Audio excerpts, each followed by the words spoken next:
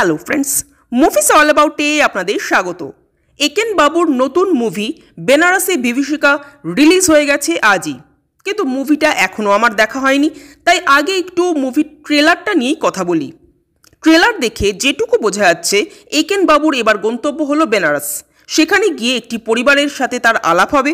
পরিবারটি অ্যান্টিক জিনিসপত্র কালেকশন করতে ভালোবাসে। এবার এই অ্যান্টিক জিনিসগুলোর মধ্যে কোনো একটা জিনিস চুরি যাবে।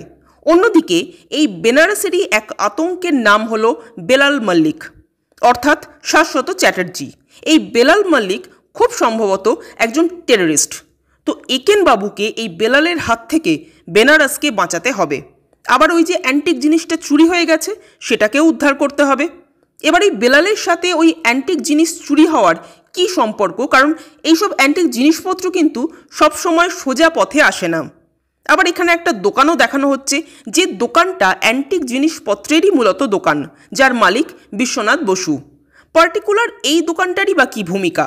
তবে এই সব কিছুই কোনো না কোনোভাবে কানেক্টেড, কিন্তু সেটা কিভাবে, সেটা জানতে গেলে আমাদের মুভিটা দেখতে হবে। এক কথায় বললে ট্রেলারটা কিন্তু আমার বেশ ভালো লাগলো।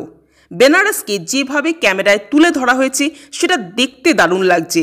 একেন বাবুর ইয়ার্কি, তার ভুলভাল কথা এখানেও অ্যাজ ইট ইজ আছে। তবে আমি সবচেয়ে এক্সাইটেড এখানে শাশ্বত চ্যাটার্জিকে দেখার জন্য। তাকে আমরা বিভিন্ন লুকে এখানে দেখতে পেতে চলেছি, এবং শাশ্বতই হয়তো এবারের মুভির প্রধান কেন্দ্রবিন্দু হতে চলেছেন। কারণ অন্যান্য মুভিতে একেন বাবুর দাপটে তো ভিলেনরাও তেমন পাত্তা পান না, বাট এবার মনে হচ্ছে একেন ও বেলাল এই দুজনের মুখোমুখি একটা সংঘর্ষ লাগতে চলেছে। তবে অ্যাকচুয়ালি কি হতে চলেছে সেটা স্পষ্ট করে কিন্তু এখনও বোঝা যাচ্ছে না, কারণ মেকাররা খুব কায়দা করে গল্পটাকে লুকিয়ে রাখতে সক্ষম হয়েছেন। আমার তো ট্রেলারটা বেশ ভালো লাগলো। আপনাদের কেমন লেগেছে কমেন্ট করে জানাবেন, আর আমাদের ভিডিও ভালো লেগে থাকলে প্লিজ লাইক, শেয়ার ও সাবস্ক্রাইব করতে ভুলবেন না। Thank you.